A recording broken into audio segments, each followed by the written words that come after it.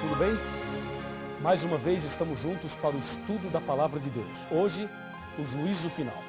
Você lembra que no estudo anterior, estudamos sobre o santuário e percebemos que Jesus morreu na cruz, ressuscitou ao terceiro dia e após 40 dias ele subiu aos céus.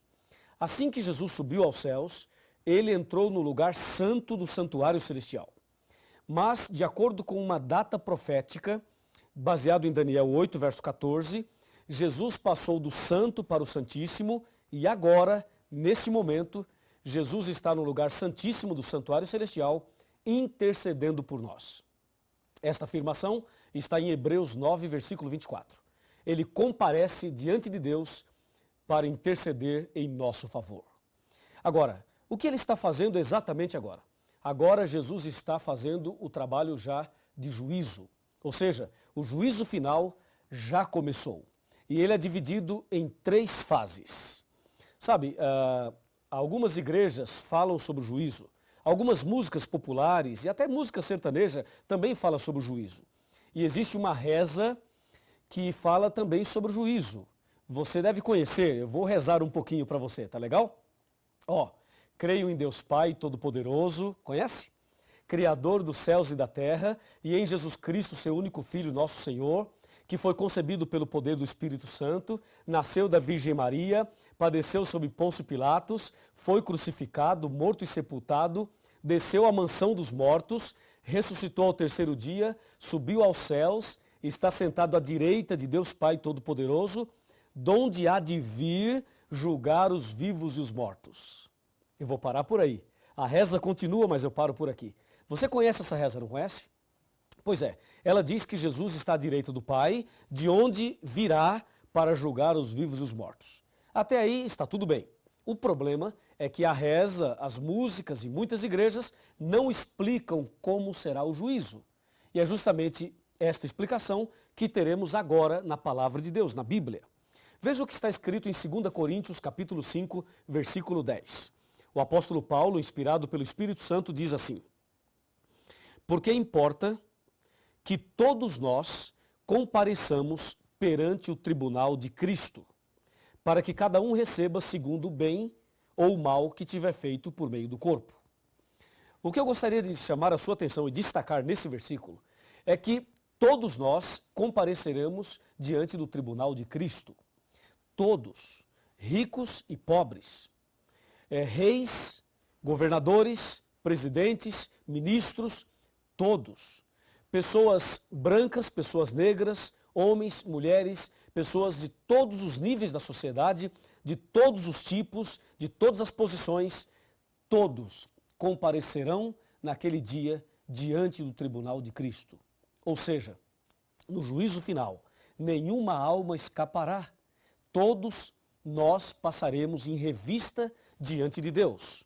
E mais, nesse juízo final, não dá para praticar suborno, ou seja, se alguma pessoa extremamente rica, na hora do julgamento, vai perder a sua salvação e de repente ela resolve fazer ali uma barganha com Jesus e falar: Senhor, que tal um cheque aí especial para o Senhor quebrar o meu galho? Sabe, isso não existe. No juízo de Deus, a justiça e o amor e também a misericórdia triunfam. Tudo bem que na esfera humana, na esfera humana, como nós somos pecaminosos, cheios de defeitos, pode até acontecer algum tipo aí de suborno, mas a verdade é que no juízo de Deus, Deus é perfeito em tudo que faz. E se você deseja a salvação, é preciso se preparar a partir de agora. E deve saber que perante Deus não há nenhuma injustiça. Ou seja, ninguém será salvo injustamente e ninguém se perderá injustamente. A palavra de Deus diz que todos nós iremos comparecer perante o tribunal de Deus. E a pergunta é: o que é que Deus vai julgar? Exatamente o que será julgado por Deus? Me acompanhe nesse pensamento. O que é que Deus vai julgar nesse momento envolvendo todas as pessoas, todos os seres humanos? Abra sua Bíblia no livro de Eclesiastes, capítulo 12, verso 13 e 14. Repetindo para você, capítulo 12. Abra sua Bíblia aí, eu estou fazendo a mesma coisa aqui. Está bem aqui, Capítulo 12. Vamos ler somente o verso 14. O 14 diz: porque Deus há de trazer a juízo todas as obras. Percebeu? Todas as obras, até as que estão escondidas, quer sejam boas, quer sejam más. Vem aqui, chega mais perto. Aqui diz que Deus vai trazer a juízo todas as obras. Pode se aproximar mais, bem mais perto. Ó, Deus vai trazer a juízo todas as obras. E a palavra de Deus diz, até as que estão escondidas. Diz aí, quais são as obras que nós costumamos esconder? Escondemos as boas obras ou as más obras? Com certeza, as que nós mais escondemos são as más obras. E aí, você já cometeu algum pecado e escondeu? Existe algum pecado escondido na sua vida? Que o pastor não sabe, que a liderança da sua igreja não sabe, e que a sua família não sabe, e que o seu marido não sabe, ou a sua esposa também não sabe? Alguma coisa que você fez que você escondeu, deixou escondido ali? Sabe quem fez isso no passado? Foi o rei Davi. O rei Davi praticou um adultério, depois mentiu, depois mandou matar o marido daquela mulher e escondeu esse pecado. Escondeu durante muito tempo, até que um dia o profeta Natã veio visitá-lo. E ao visitá-lo, o profeta Natã lhe contou uma história e depois revelou a Davi que o pecado que ele havia escondido não estava bem escondido assim. E aí se cumpre o texto de Jesus que diz, não há nada encoberto que não seja descoberto, não há nada oculto que não seja revelado. E o profeta Natã olhou nos olhos do rei Davi e disse, Davi, tu és o homem que cometeu este pecado. E aí Davi caiu de joelhos, arrependido, confessou seus pecados a Deus e pediu perdão. E esse momento em que ele se arrependeu está no Salmo 51, quando Davi diz, Deus, dá-me um coração puro e renova dentro de mim um espírito inabalável. O juízo final envolve a todos e Deus vai julgar todas as obras, até mesmo aqueles pecados escondidos. Hoje você saberá como agir, o que fazer para na hora do juízo receber a absolvição, o perdão, a salvação. Então vamos analisar juntos todos esses detalhes. O que fazer, como agir diante do juízo, tá legal? Então vamos abrir a Bíblia e vamos saber detalhes do juízo e saber como devemos agir. Me acompanhe, por favor. Me acompanhe aqui. Aqui está. Aqui diz que Deus vai trazer a juízo todas as obras. Pense um pouquinho. Desde que você nasceu até agora, quantas palavras já falou? Quantos passos já deu? Quantos pecados você já praticou? Quantas coisas boas você já fez? O que se passou na sua vida desde o seu nascimento até agora? Se o juízo final terminasse hoje para você, você estaria salvo ou perdido? Você estaria com a salvação garantida? O que você acha? Pense aí. É o seguinte, se você está em dúvida, se alguma coisa te preocupa, então calma. Nós vamos agora analisar estes detalhes do juízo final. Primeiramente, quem é quem no juízo final? Quem é quem? Quem é o juiz? Quem é o advogado de defesa? Quem é o advogado de acusação? Quem são as testemunhas? E quem são os réus? E qual é a lei usada por Deus como norma no juízo final? Vamos saber quem é quem? Isso está tudo na Bíblia. E eu convido você para me acompanhar nessas leituras e saber então o diagrama do juízo. Quem é quem no juízo final? Para você entender muito bem isso, é preciso saber que o juízo está dividido em 3 fases. A primeira fase está em Apocalipse 14, versos 6 e 7. Abra sua Bíblia, Apocalipse 14, versículos 6 e 7. Está aqui, ó. A primeira fase do juízo. Diz assim, vi outro anjo voando pelo meio do céu, tendo um evangelho eterno para pregar aos que se assentam sobre a terra, e a cada nação, tribo, língua e povo, dizendo, em grande voz, temei a Deus e dai-lhe glória, pois é chegada a hora do seu juízo, e adorai aquele que fez o céu e a terra, o mar e as fontes das águas. Percebeu? Nesse versículo, ou nesses 2 versículos, encontramos, chegou a hora do juízo. Então aqui temos a primeira fase do juízo, que é o juízo atual, presente, que acontece agora. A segunda fase do juízo está aqui no Apocalipse capítulo 20. e no versículo 4. Aqui diz, vi também tronos, e nestes sentaram-se aqueles aos quais foi dada a autoridade de julgar. Vi ainda as almas dos decapitados por causa do testemunho de Jesus, bem como por causa da palavra de Deus, tantos quantos não adoraram a besta, nem tampouco a sua imagem, e não receberam a marca na fronte e na mão, e viveram e reinaram com Cristo durante 1000 anos. Então aqui nós temos uma outra fase do juízo que ocorrerá durante os 1000 anos. E a terceira e última fase do juízo aparece aqui em São Mateus, no capítulo 25. Mateus 25, versículo 31 até o 34 e depois o verso 41. Observe, Mateus 25, verso 31.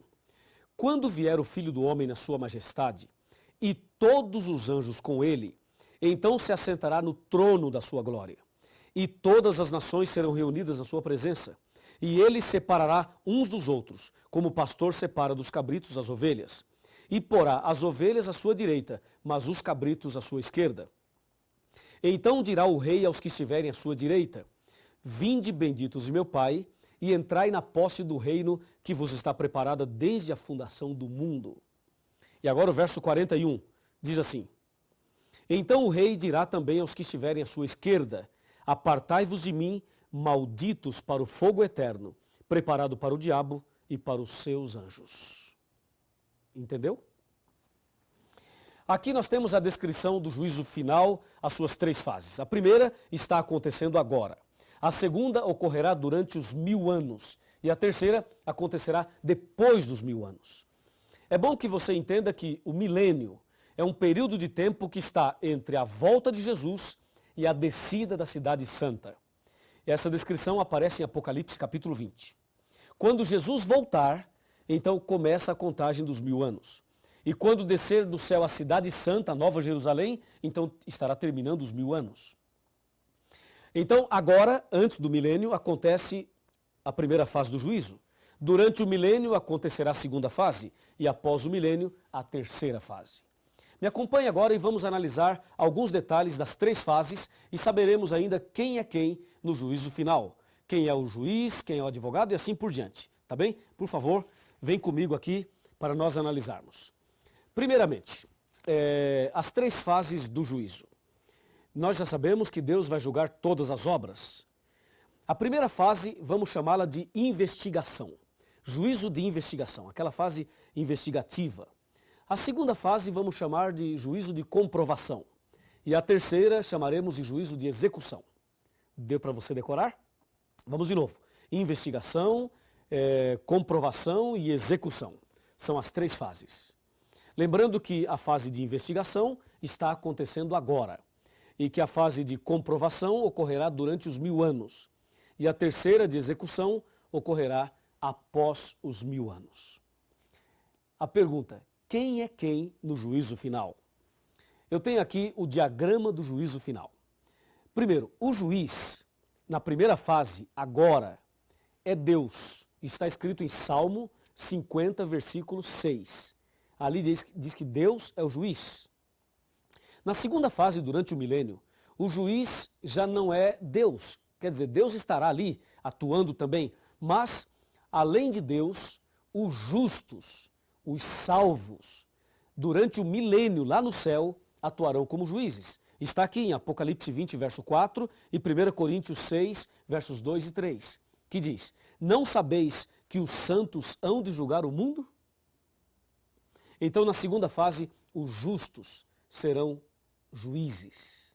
Conforme diz Apocalipse 20, verso 4, quando diz, vi também tronos e nestes sentaram-se aqueles aos quais foi dada a autoridade de julgar. Então Deus dará autoridade de julgar a um grupo de pessoas. E essas pessoas são os justos, que foram salvos e que estarão no céu durante o milênio. Na terceira fase do juízo, quem é o juiz? O juiz será Jesus Cristo. Conforme diz João 5, versículo 22 e também 27. Ali diz, o Pai a ninguém julga, mas deu ao Filho todo o juízo. Então, repetindo, na primeira fase Deus é o juiz, na segunda fase os justos atuarão como juízes e na terceira Jesus é o juiz. Agora, quem é o advogado de defesa na primeira fase? 1 João capítulo 2, versículo 1, diz que nós temos, o versículo diz assim, ó, filhinhos, estas coisas vos tenho dito para que não pequeis. Se todavia alguém pecar, temos um advogado perante o Pai, Jesus Cristo o justo. Que bênção, né? Então Jesus é o nosso advogado de defesa. Hoje, na primeira fase. Entendeu? Deus é o juiz e Jesus é o advogado na primeira fase. E na segunda fase, quem será o advogado? Na segunda fase, lembre-se, durante o milênio, não haverá advogado de defesa. E na terceira fase, após o milênio, também não haverá. Ou seja, nós só temos advogado para nos defender agora, na primeira fase. Quem é o advogado de acusação, o acusador, na primeira fase do juízo?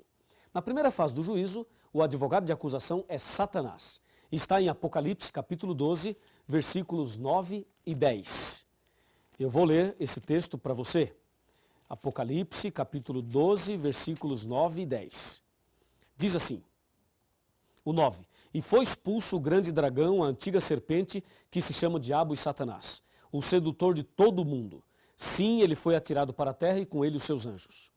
Então ouvi uma voz do céu proclamando, agora veio a salvação, o poder, o reino do nosso Deus e a autoridade do seu Cristo, pois foi expulso o acusador de nossos irmãos, o mesmo que nos acusa de dia e de noite, diante do nosso Deus.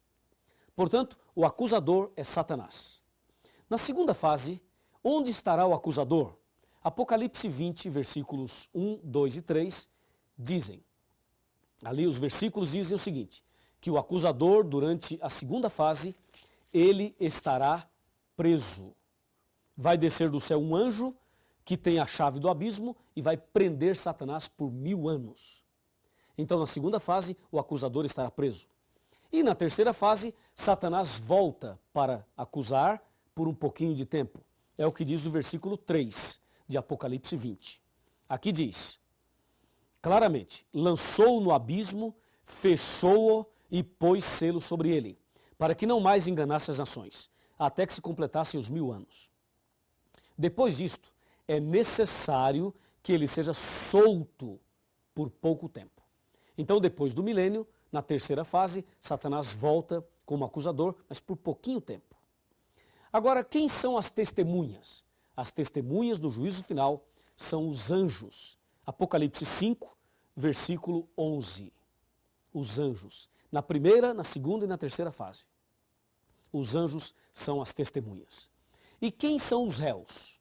Claro que os réus são todos nós, não há dúvida. Mas, na primeira fase do juízo, os que estão sendo investigados, julgados nesse processo investigativo, são os cristãos, os justos, os filhos de Deus. Conforme diz aqui 1 Pedro 4,17. Está aqui, ó. 1 Pedro 4,17. Porque a ocasião de começar o juízo pela casa de Deus, ou seja, pela igreja, é chegada. Ora, se primeiro vem por nós, qual será o fim daqueles que não obedecem ao evangelho de Deus? Então, percebeu? O juízo começa pela casa de Deus, pela igreja, pelos cristãos, por aqueles que servem a Deus. É o que diz a palavra de Deus. Então, hoje, os cristãos estão sendo julgados. Na segunda fase do juízo, durante o milênio, os ímpios serão julgados. Na verdade, na segunda fase do juízo, o julgamento é só de comprovação. E na terceira fase do juízo, todos ouvirão de Cristo a sentença final. Os justos ouvirão de Cristo, vinde benditos de meu Pai. E os ímpios ouvirão de Cristo, apartai-vos de mim para o fogo eterno. E por último, a lei. Qual é a lei usada por Deus como norma para o juízo? Tiago, capítulo 2, de 10 a 13, diz que são os 10 mandamentos. Os 10 mandamentos é a lei usada por Deus como norma para o juízo. Se os 10 mandamentos são usados por Deus como norma para o juízo, eu pergunto, o que dizer daqueles que não aceitam a lei, que não aceitam os 10 mandamentos? Como será o julgamento deles? Por isso, é importante entender não somente o diagrama do juízo, mas também a vida de obediência que Deus espera de nós. Então, fechando este estudo, esse pensamento, entenda o seguinte. Na primeira fase do juízo, Deus é o juiz. Na segunda fase, os justos. E na terceira fase, Jesus. Na primeira fase, Jesus é o advogado. Na segunda e na terceira, não haverá advogado de defesa. É o acusador. Na primeira fase, o diabo é o acusador. Na segunda fase, ele estará preso. E na terceira, ele volta como acusador. As testemunhas são os anjos nas três fases. Os réus. Hoje, os justos estão sendo julgados. Na segunda fase, os ímpios. E na terceira, todos. A lei usada como norma para o juízo são os 10 mandamentos nas três fases. Eu gostaria de fechar o estudo chamando a sua atenção para o seguinte ponto. Hoje, Cristo é o meu e o seu advogado, mas um dia ele será o nosso juiz. Então aproveite agora, já que Jesus está diante do Pai intercedendo por mim e por você. Aproveite esta oportunidade para se ajoelhar e clamar a misericórdia de Deus, para confessar os seus pecados, para pedir perdão pelos pecados passados, pelos pecados presentes e também por aqueles que você escondeu em algum momento. Confesse a Deus. Se você não lembrar algum pecado, peça perdão por aqueles que você não lembra e a misericórdia de Deus estará sobre você.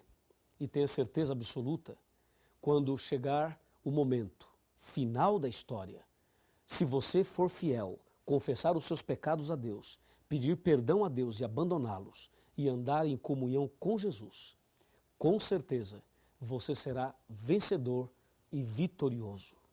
Eu creio nisso e por isso eu convido você agora, já que tomou essa decisão, a orar comigo. Feche os seus olhos, vamos orar. Querido Pai Celestial, muito obrigado porque o Senhor Jesus é o nosso advogado, porque Jesus intercede por nós. Muito obrigado por sabermos também que o sangue de Jesus nos purifica de todo o pecado.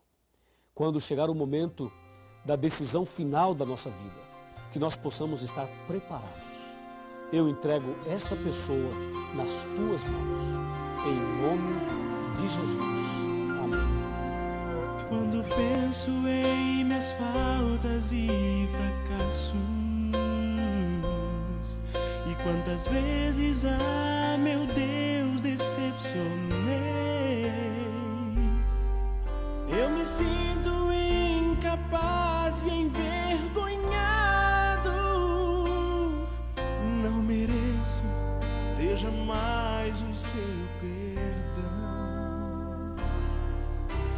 mas Jesus